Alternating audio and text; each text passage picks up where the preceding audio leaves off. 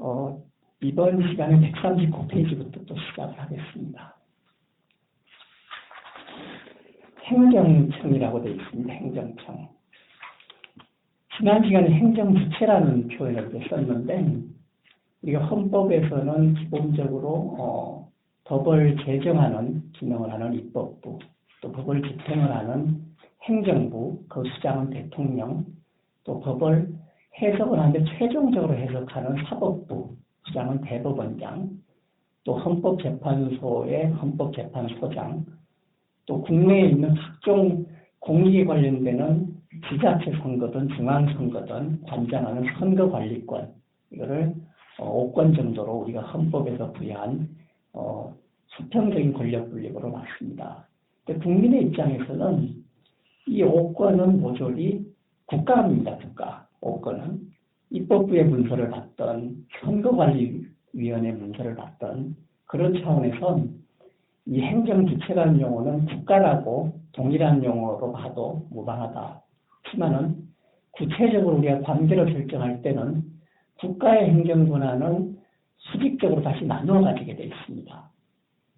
지금 아까 말씀드린 5건의 수장은 최상위의 행정청들인데 아래로 대통령이 속해 있는 행정부를 예를 들면은 대통령의 권한이 국무총리에게, 또 국무총리의 권한이 각부 장관에게, 장관의 권한이 청장에게, 또 일부 권한이 지자체장에게 이렇게 수직적으로 권한이 나누어져 있는데, 이런 수직적으로 나누어져 있는 권한을 가진 사람들을 행정청이다 이렇게 법적으로는 우리가 위치를 지웁니다. 근데 행정청은 기본적으로 우리가 법적으로 행정청이라고 보려고 그러면은 의사를 최종적으로 확정해서 표시하는 권한이 있어야 됩니다. 그 표시는 관계 행정청에 대해서도 표시할 수 있어야 되고 국민에 대해서도 표시할 수 있어야 됩니다. 행정청은. 그래서 특히 합의제 행정청의 경우에는 위원회, 심의나 의견의 기능을 갖고 있는 위원회하고 행정청의 유무가 혼란이 되는 경우가 많은데, 그거는 철저하게 대외적인 표시 권한이 있느냐에 따라서 우리가 행정청이다 아니다라는 걸 우리가 판단을 합니다. 그리고 행정청이 되기 위해서는 법률에서 반드시 합의제건 단독행정이 명시적으로 법률의 근거가 있어야 되고, 아까 말씀드린 자문심의 의결기구와 같은 위원회들은 법률에서도 기본적으로 정하지만은 그 아래에 시행령, 또 심지어 행정규칙에도 훈련 고시 지침에도 이 자문심의 의결기구들이 규정이 되어 있습니다. 근데 행정규칙에 정해져 있는 자문심의 의결기구들의 남발을 방지하기 위해서 몇 년 전에 위원회의 설치 운영에 관한 법률이라는 것을 국가적으로 제정을 해서 합의행정청이 아니라 남발되는 이 심의 의결기구를 제어하기 위해서 이 위원회 설치 운영에 관한 법률을 제정을 했고, 규모가 있는 심의 의결기구에 대해서는 행정청이 아님에도 불구하고 지식재산위원회와 같이 사무기구를 둘 수 있도록 조치를 한 바가 있습니다. 지식재산위원회는 합의행정청이 아닙니다. 심의기구고, 그거 지식재산위원회의 의결사항을 표시할 수 있는 거라는 미래부 장관에게 맡겼습니다. 그리고 금융위원회나 공정거래위원회, 또 방송통신위원회는 합의행정청입니다. 근데 의사를 최종 결정하는 과정이 심의기구하고 합의행정청 구별이 잘 안 갑니다. 거의 동일한 방법을 사용하기 때문에. 그래서 철저하게 대외적인 표시 권한이 있느냐를 봐야 되고, 우리가 법적인 책임, 또 행정소송의 당사자는 반드시 행정청에게만 있습니다. 국민은 심의 의결기구를 상대로 소송을 제기할 수 없습니다. 이의신청도 할 수 없고, 반드시 행정청을 상대로만 문제제기, 이의신청을 할 수 있다. 심판이나 소송을 제기할 수 있다. 이렇게 보시면 되겠습니다. 140페이지.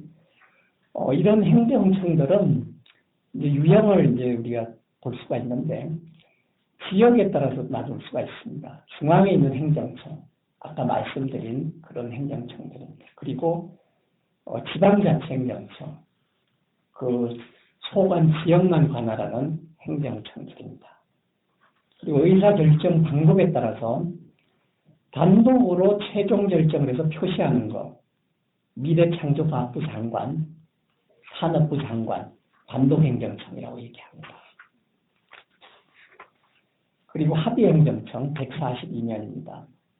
아까 말씀드린 금융위원회, 공정거래위원회, 방송통신위원회 이런 것들은 의사결정을 합의를 하는 방식이 기본적으로는 단독적으로 합의하는 게 아니라 주변에 있는 위원들의 의견을 들어서 해야 되는 것이 합의행정청입니다. 그렇지만은 표시 권한은 마찬가지로 이것도 단독으로 행사합니다. 금융위원장만이 표시하고 공정거래위원장만이 표시하고 방송통신위원장만이 대외적으로 또는 관계행정청을 상대로 표시 권한을 행사할 수 있도록 되어 있습니다. 하지만은 합의행정청은 공정거래위원장도 있지만은 공정거래위원이라는 것이 공식적으로 위원장을 장관급이라고 하면은 위원들은 차관급, 그리고 위원 중에도 상임위원과 비상임위원 이렇게 구분을 해서 구성을 이렇게 하지요. 합의행정청은. 그리고 마찬가지로 이 사건에도 행정청들이 있습니다. 국회의장 합의를, 국회의원의 합의를 통해서 국회의장이 입법부의 결정사항을 국민에게 또는 다른 행정청을 상대로 표시하는 것이죠. 그리고 대법원장도 마찬가지입니다. 대법원 14인 정도 됩니다. 대법원의 그 판사들이 대법관 회의를 통해서 최종적인 대법원장의 의사를 결정하면은 표시는 대법원장이 단독으로 행사하는 것입니다. 그리고 헌법재판소장 탄핵 결정이 눈앞에 있습니다. 그래서 일반적으로 탄핵 결정에 대해서는 헌법재판소장이 재판장을 겸합니다. 재판장이 나머지 9인 중에 8인의 헌법 재판에 대한 의견을 수렴을 해서 우리가 합의라고 하는 것은 의견을 종합하는 의미입니다. 합의하고 의견을 우리가 혼동하는 경우가 있는데 다른 용어입니다. 합의라는 것은 의견을 종합하는 의미인데 이 합의 안에는 자문의 방법, 심의의 방법, 의결의 방법이 있습니다. 합의 안에는. 이 사건에도 행정청이 있다는 것을 말씀을 드리고, 그리고 이 행정 권한을 수탁받은 유형에 따라서 우리 행정청을 또 볼 수가 있습니다. 그것이 공무를 수행하는 법인이냐, 공무를 수행하는 법인이 아닌 사인이냐에 따라서 공무법인을 다시 구체적으로 아까 말씀드린 공무사단법인과 공무재단법인으로 다시 나눌 수가 있습니다. 시스템은 공무재단법인입니다. 그리고 변호사협회는 공무사단법인이고, 우리가 이제 각 지역별로 추진되는 재개발, 토지주택의 재개발 사업을 우리가 경험을 할 수가 있습니다. 그래서 재개발 임박한 아파트에 투자를 하면은 투자 이익을 많이 누릴 수가 있다. 그런 이야기들을 가끔씩 하는데, 이 재건축 조합이나 재개발 조합이 왜 공익적인 사단법이냐는 것을 잠깐 설명을 드리고자 합니다. 기본적으로 이 지역을, 또는 그 지역에 있는 토지도 좋고, 건축물도 좋습니다. 이 지역을 개발하고자 하는 것은 우리가 도시계획법에서 정하고 있습니다. 도시계획법에서 국가나 지자체가 그 낙후된 지역을 개선해서 그 지역에 있는 각종 시설이나 건축물들을 새롭게 하게 되면은 그럼 그 지역민의 공익을 증진시키는 일이 되는 겁니다. 그런데 그 지역에 소재하는 국민들의 각종 그 사적 이익이 굉장히 상반되는 경우가 많습니다. 소유하고 있는 사람의 이익, 또 일시적으로 영업권만 갖고 있는 사람의 이익, 또 전입해서 거주만 하고 있는 전세권만 갖고 있는 사람의 이익, 월세권만 갖고 있는 사람의 이익, 이런 것들이 굉장히 충돌이 되기 때문에 행정청이 직접 이런 모든 충돌되는 사익을 의견 수렴을 해 나가면서 재개발 또는 재건축을 추진하는 데는 행정력이 많이 소모가 됩니다. 그래서 기본적으로는 그 지역민들을 조합원으로 해서 재건축 조합을 결성하게 하고 그 재건축 조합을 공익수단법인으로 인가를 해줍니다. 정부에서 또는 지자체에서. 그래서 이 재건축 조합은 그 도시계획법에 의한 공무수단법인입니다. 그래서 재건축을 추진하는 과정에서 지역민들의 사적 이익을 조화롭게 해결해 나가면서 건설업체도 입찰을 통해서 공정하게 선정을 하고 나중에 입주하는 방식이나 또 입주권이나 우리가 영업권을 어떻게 보호할 건지 이런 모든 것들을 주민들이 자치적으로 결정하게끔 하는 겁니다. 그렇지만은 기본적인 개념은 공무사단법입니다. 이렇게 이해를 하시면 됩니다. 하지만 현실은 이 재건축 조합이 공익적인 업무를 추진하는 과정에서 굉장한 이권이 많이 있습니다. 철거권이 왜 이권이 있는지 의문을 가질 수가 있을 겁니다. 기본적으로 건축물에 엄청난 금속 물질들이 내재되어 있습니다. 이 금속들이 상당한 부가가치를 창출할 수 있기 때문에 철거권은 상당한 이권이고 재건축권의 시설권은 말할 필요도 없습니다. 시공업체를 선정하는 과정에서 상당한 이권이 개입이 되기 때문에 사실은 재건축 조합의 조합장을 수로하려고 하죠. 현실은 그렇습니다. 근데 기본적으로 조합장이 되려는 사람, 또 재건축 조합을 설립 인가하려는 사람은 국민입니다. 국민은 철저하게 공익적인 목적의 공무수단법인을 설립 인가 신청을 하지만은 사익을 추구하고 있다는 기본 전제를 우리가 이해를 하면서 우리가 공익관계를 행정관계를 우리가 살펴봐야 됩니다. 그 시골에서 가끔 쓰이는 농지개량조합, 그러니까 상류에 저수지가 생기게 되면은 그러니까 이 저수지는 기본적으로 농어촌 공사에서 관장합니다. 농업용 저수지는. 그리고 수력 발전을 위한 것들은 발전 기능이 있는 것들은 수자원 공사, 또 농업 용수를 공급하기 위한 농업용 저수지 농어촌 공사. 공사 자체는 공무재단법인입니다. 둘 다. 다 공익적인 행정청이라고 다 볼 수가 있는 것이죠. 근데 저수지가 있으면은 끝나는 게 아니라 저수지에 있는 용수를 기본적으로 농토에 공급을 하기 위해서는 수로를 만들어야 됩니다. 수로를. 그런데 과거의 그 재래식 농법을 사용하던 농토들은 대개 계단식 농토를 가지고 있습니다. 상류에서 비가 와서 최상층에 있는 논에 물이 고이면은 그것을 순차적으로 아래논으로 물을 공급해 가는 방식으로 농사를 지을 수밖에 없기 때문에 계단식으로 되어 있는 것이죠. 이런 계단식 농토에 저수지에 있는 물을 공급하는 건 거의 불가능합니다. 규격도 제각각이기 때문에. 그래서 상류에 저수지가 생기게 되면은 필수적으로 따르는 것이 농지개량입니다. 농토를 불도자로 밀어서 사각으로 정렬을 하고 다시 청량을 해서 그 지분에 따라서 필지를 나누고 거기에 따라 소유권을 다시 설정하는 겁니다. 그것을 추진할 때는 마찬가지로 재건축 조합과 추진하는 맛이 똑같습니다. 농지개량 조합도.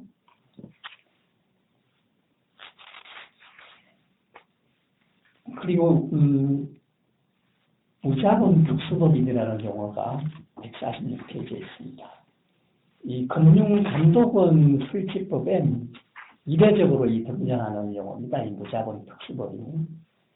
기본적으로 운영 방식은 재단법인을 하고 있는데 사실은 국내에 존재하는 대부분의 공무재단법인들은 그 출연금이 한 50만 원 정도밖에 안 됩니다.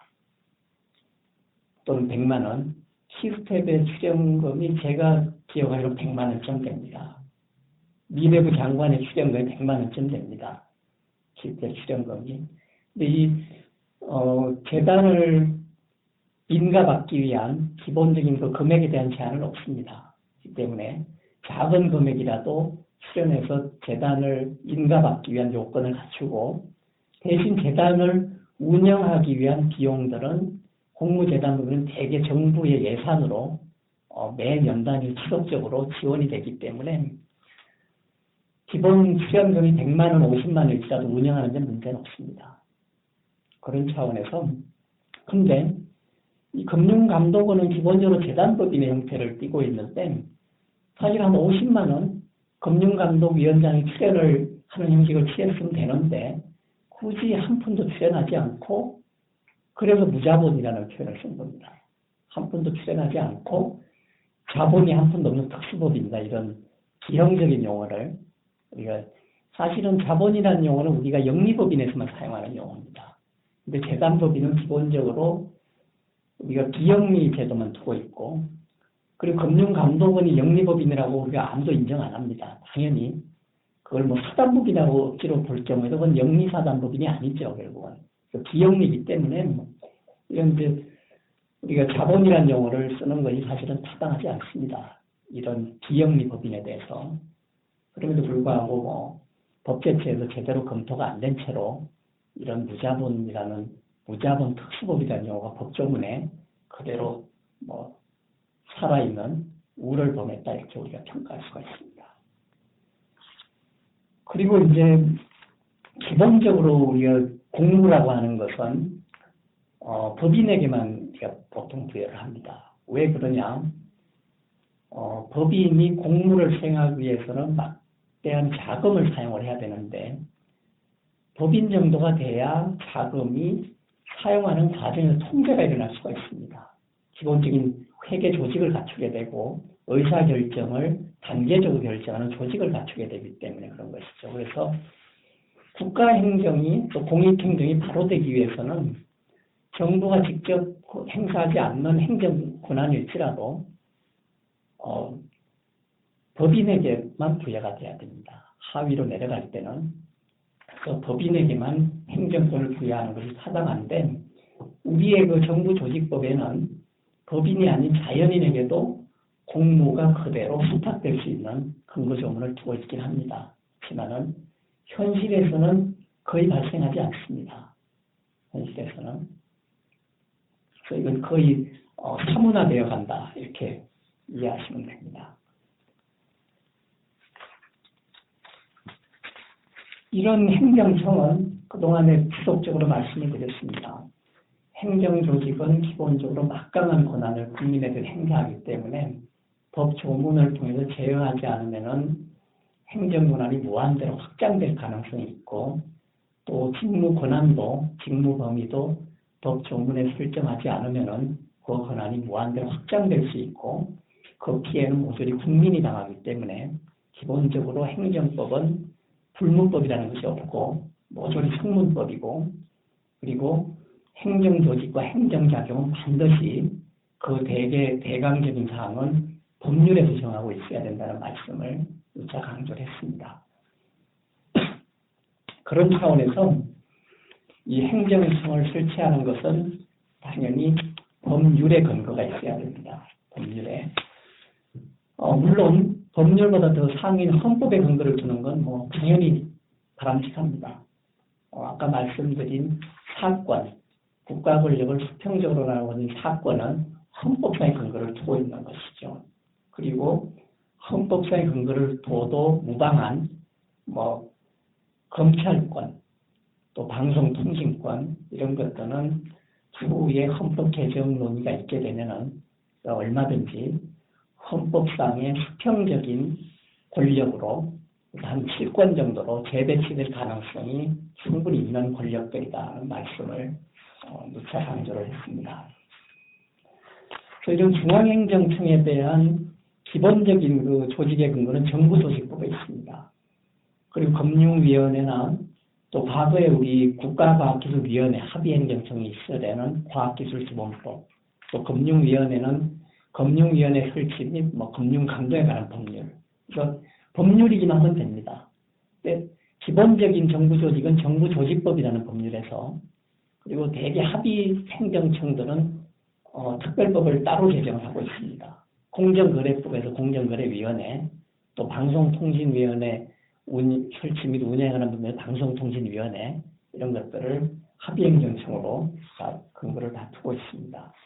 그리고 직무 권한도 법률에 정하고 있고 또 대통령령이나 또 총리령 구령 수준에서 또 아래로 더 구체적으로 설정을 하고 있고 이것이 미래창조과학부와 그 소속기관 직제라는 대통령령 또 방송통신위원회와 그 소속기관 직제라는 방송통신위원회는 현재 대통령 밑에 속해 있긴 하지만은 방송통신권이 언론 출판의 자유라는 헌법사의 권한을 실현하는 데 있어서 중요한 권한이기 때문에 방송통신에 관한 그 입법은 법률을 제외한 나머지의 그 하위 입법은 방송통신위원회 규칙으로 정하도록 해놨습니다. 그래서 방송통신위원회의 직무 권한을 대통령으로 구체화할 수 있지만은 일부러 회피했습니다. 그리고 감사원도 마찬가지고 감사원은 기본적으로 대통령 밑에 소속돼 있지만은 감사원은 대통령이 제어해서는 안 되는 중립적인 권한을 가져야 된다는 차원에서 감사원 법원 법률로 있지만은 감사원법 시행령은 대통령이 없습니다. 바로 감사원 규칙으로 바로 내려갑니다. 그래서 대통령 밑에 있기 때문에 대통령을 제정해도 무방합니다. 법적으로는 한데 일부러 회피했습니다. 대통령의 제어를 피하게 하기 위해서. 그리고 공무사인 사문화되어 가고 있지만은 정부조직법에 그 근거가 있습니다. 기본적으로 정부의 행정권한을 민간에게 공무법인이나 공무사인에게 위탁할 때는 어떠한 기준 또 어떠한 사무를 위탁할 수 있다는 내용이 정부조직법에 있습니다. 그리고 지방자치에 관해서는 지방자치법에서 지방자치단체의 권한을 또 마찬가지로 공무법인이나 공무사인에게 위탁할 수 있는 근거를 두고 있습니다. 이 민간 위탁에 대한 근거는 우리 그 정부조직법보다도 오히려 지방자치법이 더 상세하게 규정하고 있습니다. 현재 150페이지입니다. 이런 그 공무를 위탁한 행정청과 공무를 수탁한 공무법인 또는 공무사인 간에는 일종의 관계가 설정이 됩니다. 누차 말씀드렸지만은 행정 권한을 나누어 갖고 있는 관계는 행정청의 내부 관계입니다. 행정청 상호 간의 관계. 물론 수평적인 행정청 상호 간의 관계일 수도 있지만은 수직적인 행정청 관계도 많습니다. 그래서 이런 그 상급행정청 미래창조과학부 장관과 키스텝 간의 상호 관계는 바로 수직적인 내부 관계다 이렇게 우리가 평가할 수가 있습니다. 이런 관계에서는 기본적으로 특별 권력 관계라는 게 존재합니다. 상급행정청은 하급행정청인 공무법인에 대해서 막강한 권한을 행사하는 것이죠. 직무감독권 행사 차원에서도 막강한 권한을 행사합니다. 그래서 법률의 근거가 다소 없더라도 요청하면은 응하지 않으면 안 되는 그런 사항들이 많습니다. 그래서 사실상의 권력, 사실상의 특별 권력이 상당히 많습니다. 그리고 이는 행정 권한을 민간에게 위탁할 경우에는 기본적으로 직무감독권에 설정되어 있습니다. 그래서 감사권 이런 것들이 기본적으로 다 주어지게 되는 것이죠. 특별한 권력 관계다. 그래서 물론 이 행정처와 국민 간의 관계는 기본적으로 행정청은 권한을 갖고 있고 권력을 갖고 있고 국민은 아무 권력이나 권한이 없습니다. 두 번 관계가. 그런 차원에서 기본적으로 권력 관계인데 국민 중에서도 교도소의 재소자 또 군 복무자 이런 사람들은 특별한 제약을 받는 것이죠. 그래서 외부 관계에서도 행정청과 국민의 관계에서도 우리가 특별 권력 관계를 찾아볼 수가 있습니다. 그리고 이 공무를 수탁하고 있는 공무법인이나 공무사인은 행정청이기 때문에 또 특별한 의무를 부담을 합니다. 공무를 중단해서는 안 되는 의무. 그리고 제재나 또 공무를 위탁한 것을 취소당할 수도 있습니다. 제대로 공무 수행을 안 했을 경우에는 그런 특별한 의무를 부담을 하고 당연히 뭐 권리도 있는데 공무를 수행하는 비용 청구권이라는 것이 있게 되죠. 기본적으로. 그래서 우리 재단의 출연금이 100만 원일지라도 공무 수행을 하는 비용 청구권이 있기 때문에 국가 예산으로 매년 공무 수행하는 비용이 공무법인에게 지원되고 있다.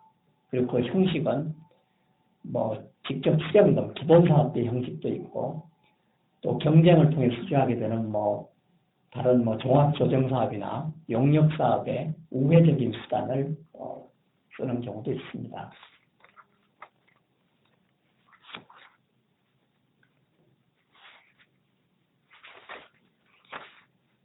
152페이지 행정권한의 재위탁에 대해서 한번 살펴보겠습니다.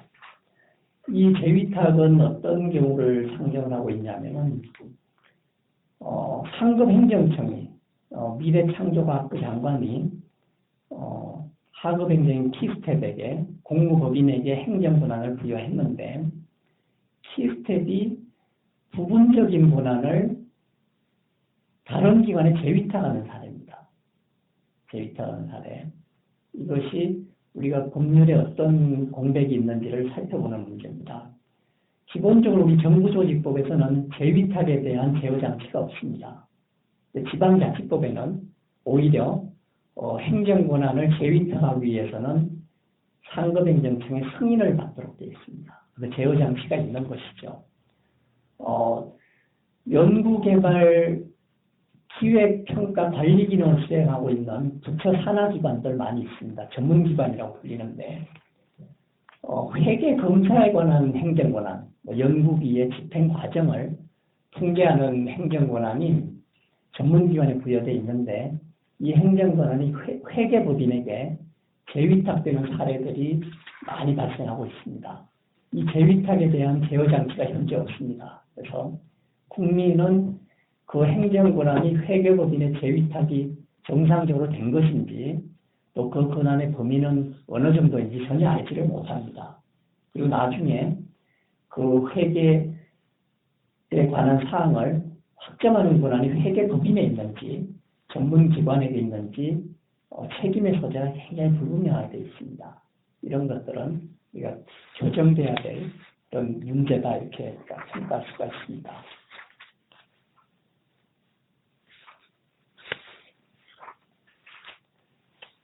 네, 이제 그 행정청에 대한 논의는 이 정도로 하고 직제 부분으로 한번 넘어가 보겠습니다. 직제 156페이지입니다.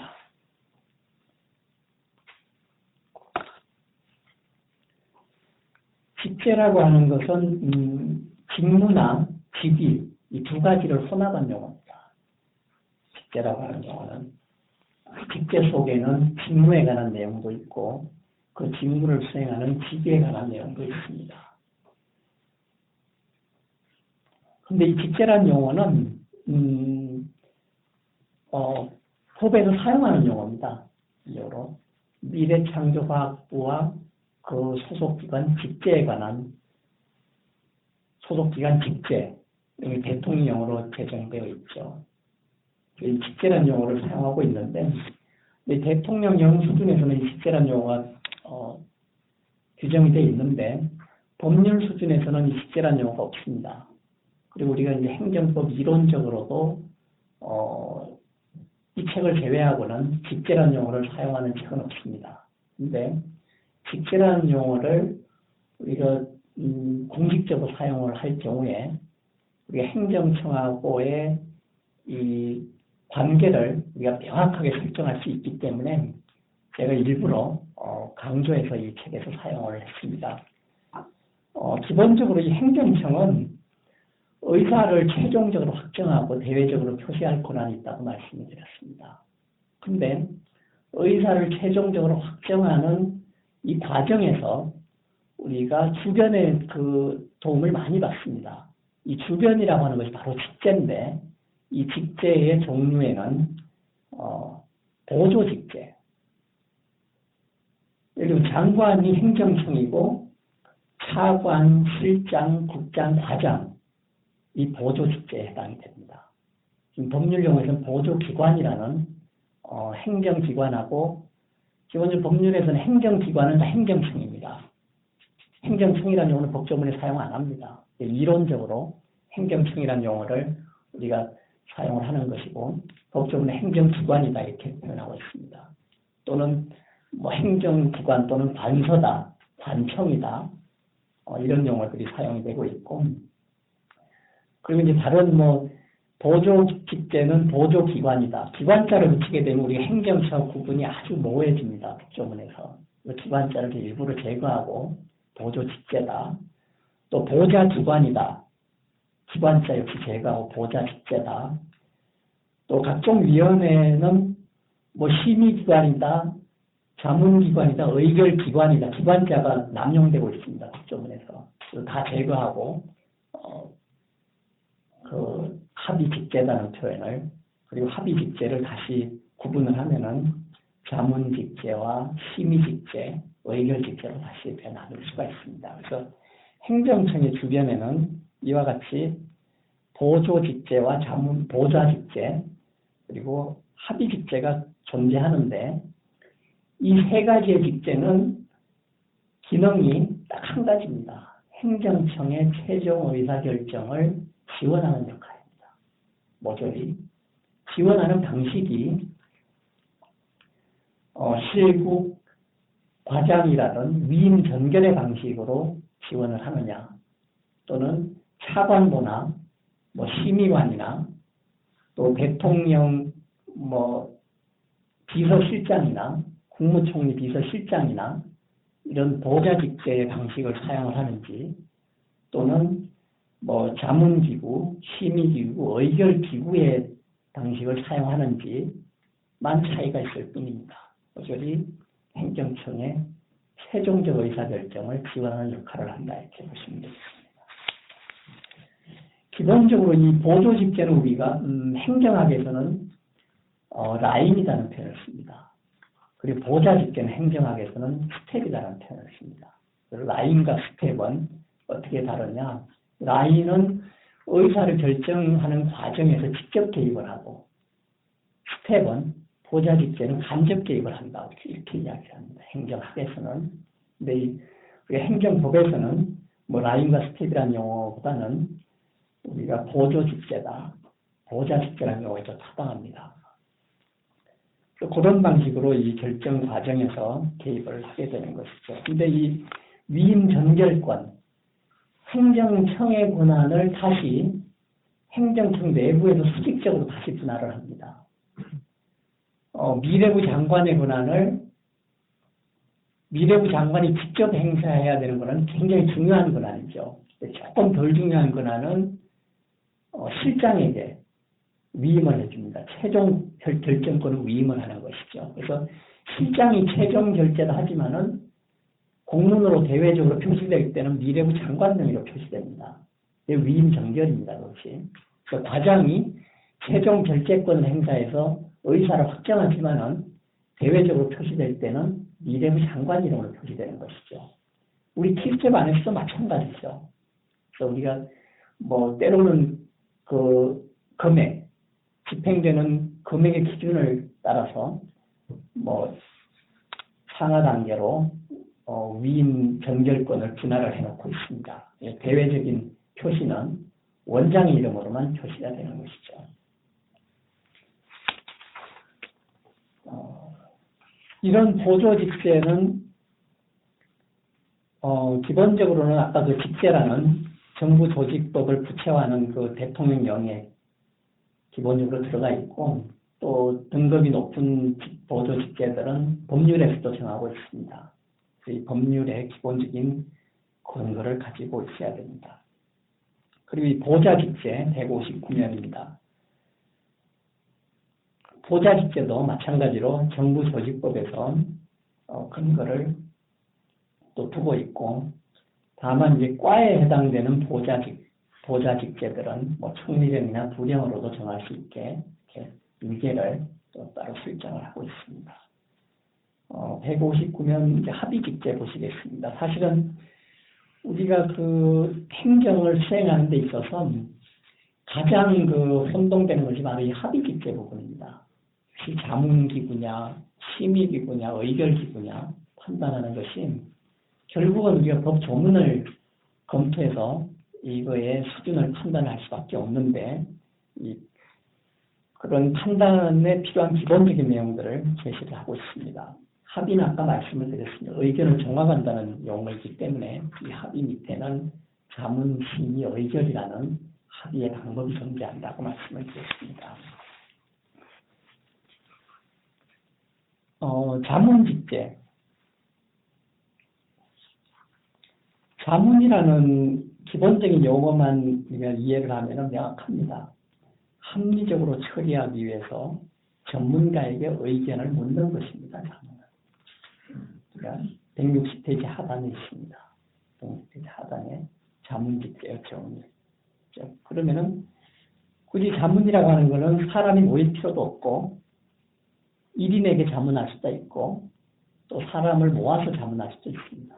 자문의 방법에 있어서는. 그리고 심의직제. 심의라는 뜻은 기본적으로 심사와 의논이라는 뜻입니다. 심사와 의논. 그럼 명확합니다. 심사라는 자세하게 조사를 하는 것이고, 그렇죠? 의논은 그냥 논의만 하는 겁니다. 대신 결정을 안 합니다. 심의기구에서는. 심사와 의논만 할 뿐이죠. 결정에 해당되는 문구를 사용을 해서는 안 됩니다. 원칙적으로는 심의기구에서는. 심의 의견만 제시하는 것뿐이죠. 이 대개의 경우 심의기구에서 나온 결정에 대해서는 행정청이 기본적으로는 그와 동일하게 결정권을 행사합니다. 확정을 합니다. 하지만은 상반되는 결정을 하기 위해서는 재심의 절차를 밟아야 돼요. 원칙적으로. 상반되는 결정을 그 사유를 붙여서 재심의 절차를 밟아야 되고, 재심의한 의견마저도 원안의 심의하고 동일하게 나왔다. 그럴 때는 그 심의에 따라서 최종적인 결정권을 행사하는 것이 맞습니다. 그리고 의결직제. 의결직제가 굉장히 많이 남발되고 있습니다. 의결기구가. 우리 법조문에서는 5인 중 3인의 찬성으로 의결한다. 이런 방식을 쓰고 있는 의결기구들은, 합의기구들은 의결기구입니다. 우리가 평가할 때. 그래서 결정권을 행사합니다. 그래서 의결기구에서 결정된, 의결직제로 결정된 사항은 행정청이 특별한 사유가 없는 한 동일하게 확정을 해야 됩니다. 행정청이. 마찬가지로 특별한 사정이 있어서 상반되는 결정을 할 경우에는 재의결 절차를 밟아야 됩니다.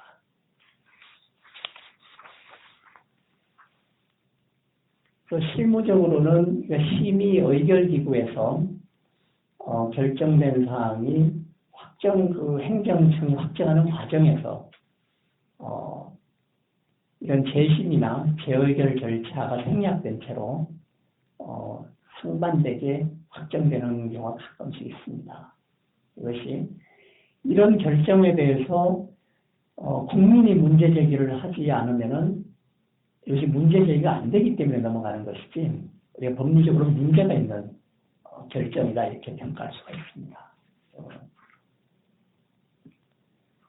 그리고 사실은 국민은 그것이 어떤 합의 직제의 과정을 거쳐서 최종적인 결정권이 행사가 됐는지를 잘 모릅니다. 국민들은. 그래서 이 합의에 이르는 최종 결정권 행사하는 과정에 대한 정보 국민에게 제공이 잘 안 되기 때문에 이거에 대한 문제 제기를 우리가 소송이나 이의신청을 통해서 하기가 힘들게 되는 문제점이 있습니다. 국민들은. 이런 합의 직제들은 설치하는 그 원칙 것들이 법률에 정해져 있습니다. 아까 말씀드린 행정기관 소속위원회의 설치 운영에 관한 법률. 행정기관이라는 행정청이라고 이해하시면 된다고 말씀드렸습니다. 이거에서 설치 요건이 정해져 있고 163면 보시면 하단에 있습니다. 업무의 내용이 전문적인 지식이나 경험이 필요한 것, 그 다음 신중한 절차를 거쳐서 처리할 필요가 있을 것으로 정해져 있습니다. 그런데 164페이지 상단에 보시겠습니다.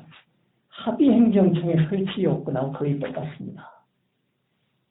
참고로 제 표시를 제시를 해놨는데 합의행정청의 설치 요건은 정부 조직법에 있습니다.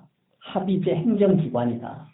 행정기관은 행정청이라고 말씀드렸습니다. 합의제 행정기관을 설치하는 요건이 업무의 전문성이나 신중한 절차분은 동일합니다.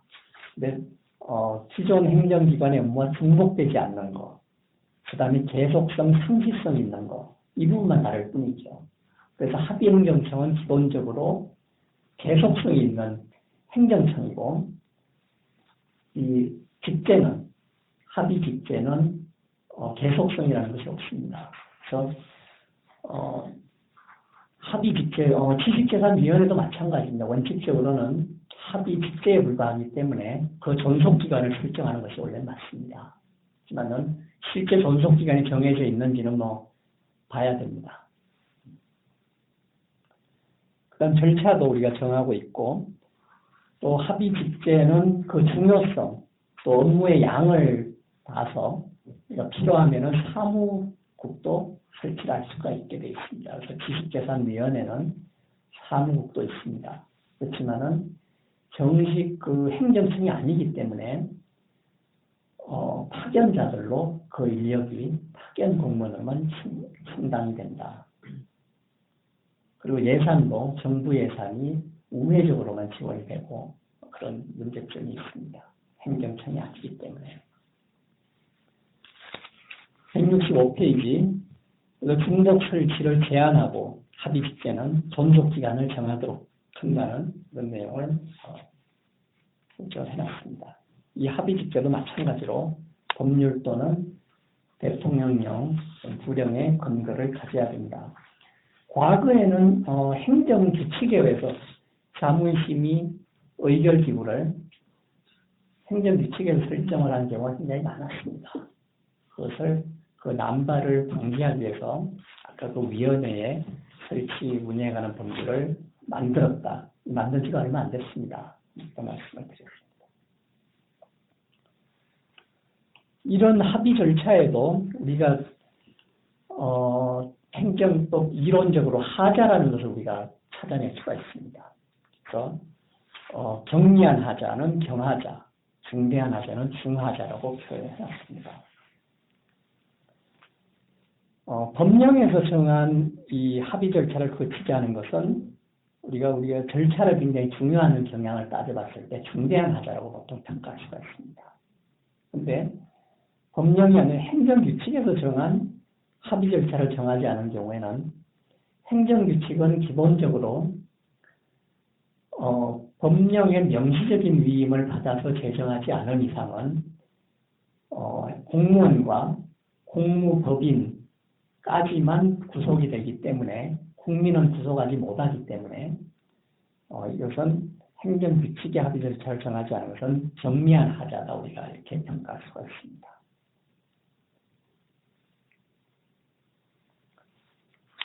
아까 합의 직제하고 합의 행정청을 비교하는 방식 오늘 누차 강조를 했습니다. 네, 이제 그 종합조정론으로 들어가 보겠습니다. 지금 55분쯤 경과했는데 이 종합조정 부분만 살펴보고 마치도록 하겠습니다. 이 종합조정이라는 용어는 우리가 연구개발 행정, 또 과학기술 행정에서 사실은 주로 사용하기 시작을 했습니다.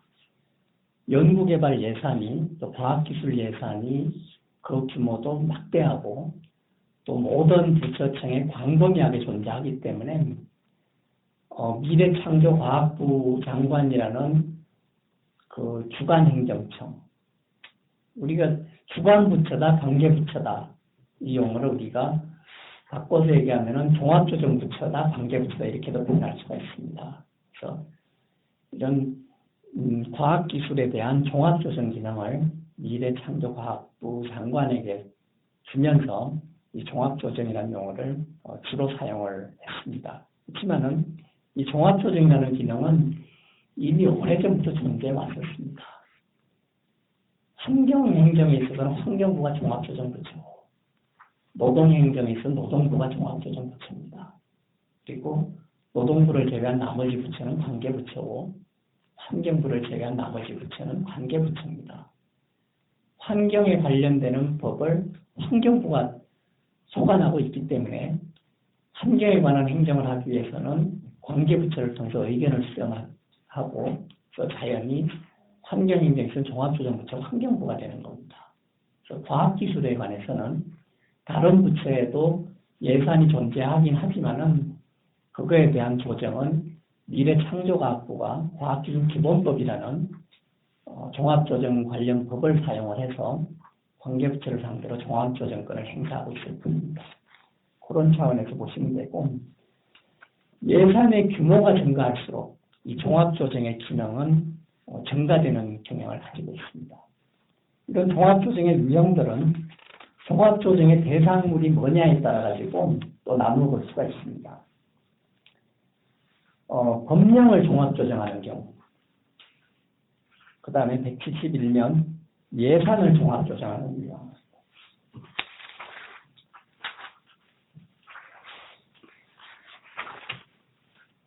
또 174면 보시면은 행정작용을 종합조정하는 유형 정도로 우리가 나눠 볼 수가 있습니다. 법령이라고 하는 것은 종합조정부처가 일반법을 개정하면서 관계부처에 이미 존재하고 있는 법령들은 위치가 특별법으로 위치가 바뀌게 됩니다. 그래서 특별법이 먼저 존재하고 있는 경우에 일반법이 후순위로 탄생하기도 하고, 특별법이 먼저 종합조정부처에서 탄생을 하고 후순위로 관계부처에서 특별법들이 탄생하기도 합니다. 이거는 탄생 방이 역전이 가능하고, 우리가 과학기술기본법은 그런 의미에서 후순위로 탄생한 일반법이다 이렇게 볼 수가 있습니다. 과학기술 예산은 이미 산업부나 환경부나 농업부나 많은 부처에서 이미 먼저 존재하고 있었습니다.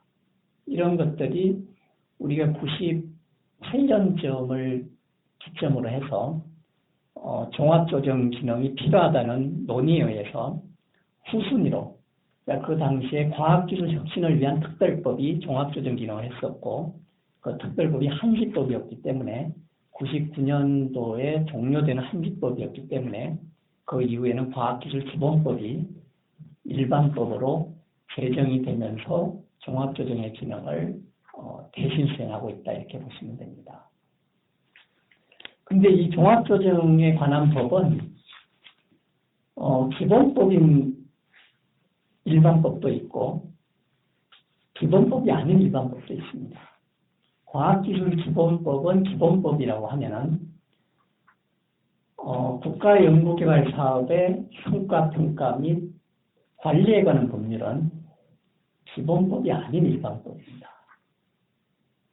그래서 과학기술기본법과 성과평가 및 관리에 관한 법률 간에는 그 두 가지의 법률을 상호 비교하면은 과학기술기본법은 일반법이고 성과평가 및 관리에 관한 법률은 또 특별법입니다. 그래서 일반법이냐 특별법이냐의 위치는 상대 비교를 할 때 우리가 확인이 가능합니다. 그리고 성과평가 및 관리에 관한 법률하고 또 부처청에 존재하고 있는 성과평가 및 관리 활용에 관한 법률들의 관계에서는 미래부 소관의 이 성과법이 일반법이 되는 것이고, 부처에 산발적으로 존재하는 이 존재하는 방식은 조문일 수도 있고 법률의 명칭을 제대로 갖고 있는 경우도 있습니다. 자, 우리 일반법과 특별법은 조문 수준에서 우리가 비교해야 됩니다. 조문 수준에서. 그래서 우리가 연구개발 사업 추진에 관한 법률 안에도 성과관리 활용에 관한 내용들이 꽤나 많이 존재합니다. 이런 관계에서는 일반법과 특별 위치가 또 다시 또 위치가 정해집니다. 그래서 그렇게 우리가 이해를 하실 필요가 있습니다. 그래서 기본법이 그 규모가 크지면 클수록 기본법이 아닌 일반법이 또 존재할 필요가 있게 되고 그렇습니다. 그래서 성과 평가 및 관리에 관한 법률은 지금쯤은 법이 분리가 필요하다 이렇게 봅니다. 성과 평가에 관한 법률하고 성과의 관리 활용에 관한 법률 두 개로 분리가 되어서 그 규율의 영역이 굉장히 지금 확대되어 있기 때문에 사업에 대한 평가 부분하고 또 연구개발 과제의 결과물이 관리 활용되는 부분이 하나의 법률에서 지금 다루고 있는 건 문제점이 있습니다. 그래서 분리가 필요하다 이렇게 우리가 이해를 할 수가 있습니다. 예산의 종합조정 기능은 173페이지 이 표를 보시면은 쉽게 이해합니다. 이 예산이 과학기술 연구개발 사업 예산이 부처청에 나누어져 있고 이런 연구개발 사업 예산을 집행하기 위해서는 법률부터 행정규칙까지의 지침들이 필요합니다.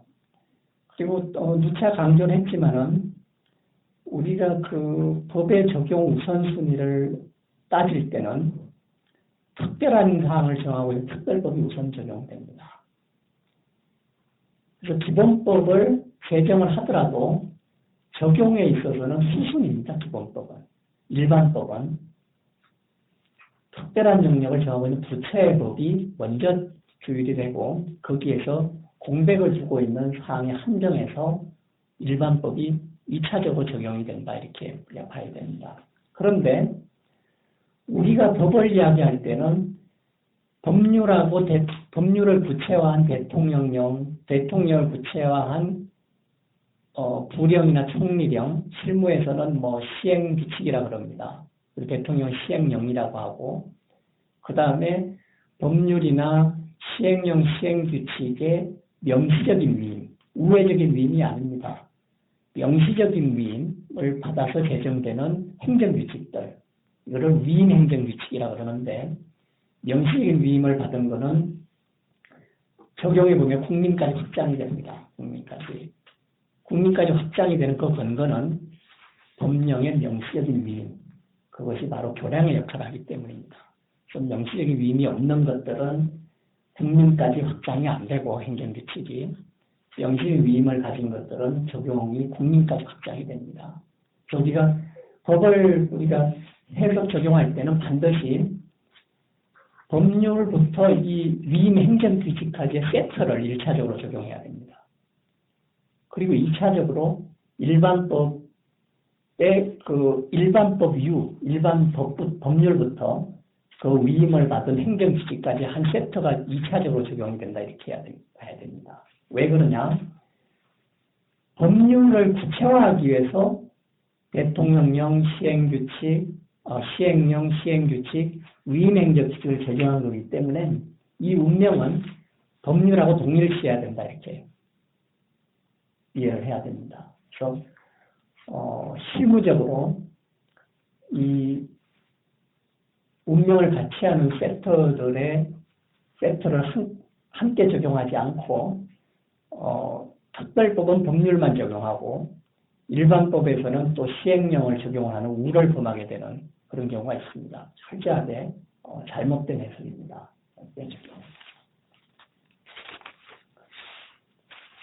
행정작용을 종합조정한다.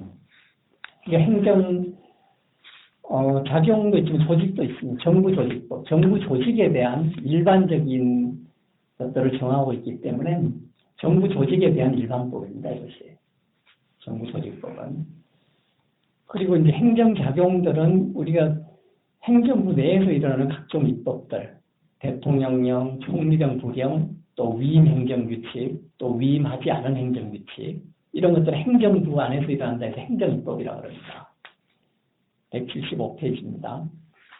그 다음에 행정조사, 또 행정지도, 행정처분, 또 공익성 있는 정보를 공개하는 거, 또 사적인 이익을 침해할 수 있는 정보는 보호하는 거, 또 행정강제, 또 형벌을 부과하는 거, 또 과태료 같은 질서벌을 부과하는 거, 이런 것들은 모든 행정부처청에서 모조리 일어날 수 있는 행정자격 유형들입니다.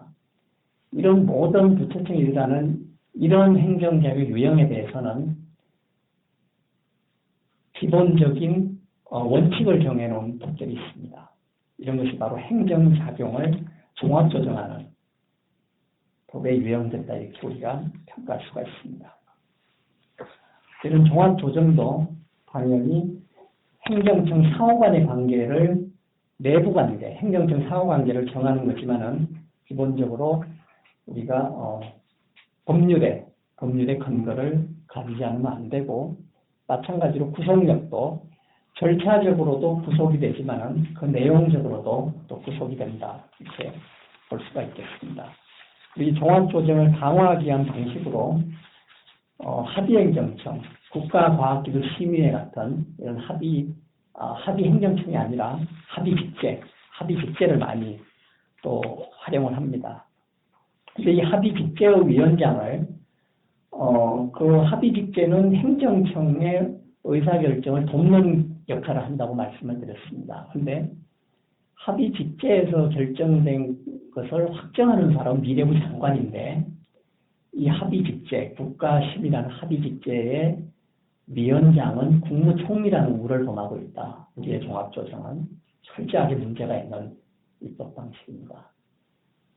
범부처적인 조정을 강화하기 위해서 국무총리라는 합의직제위원장을 설정을 한 것으로 우리가 굳이 이해할 수가 있는데, 법리적으로는 큰 문제점이 있는 그런 제도다, 이렇게 이해할 수가 있습니다. 그래서 짜게 합의직제위원장은 행정청하고 분리해서, 국무총리는 기본적으로 미래부 장관이나 감독권을 갖고 있습니다.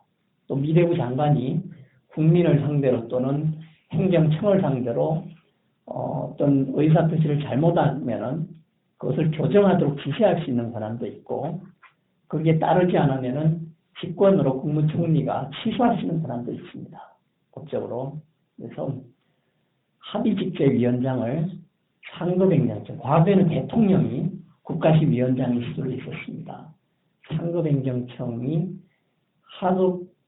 하급행정청의 결정을 돕는 의결기구의 위원장을 하는 것은 법리적으로 큰 문제점이 있다. 그래서 수직적 권력 분리 차원에서도 직무권한을 바로 침범하는 그런 문제점이 있는 방식이다, 이렇게 이해할 수가 있습니다. 그리고 이런 종합조정의 행정청에도 마찬가지로 종합조정을 하는 중앙행정청도 있을 수 있고, 또 지방행정청도 있을 수 있습니다. 그리고 종합조정을 하는 시스텍과 같은 공무법인도 있을 수 있고, 또 종합조정이 아닌 개별 집행을 하는 전문기관, 각 전문기관 같은 법인들도 있을 수 있습니다.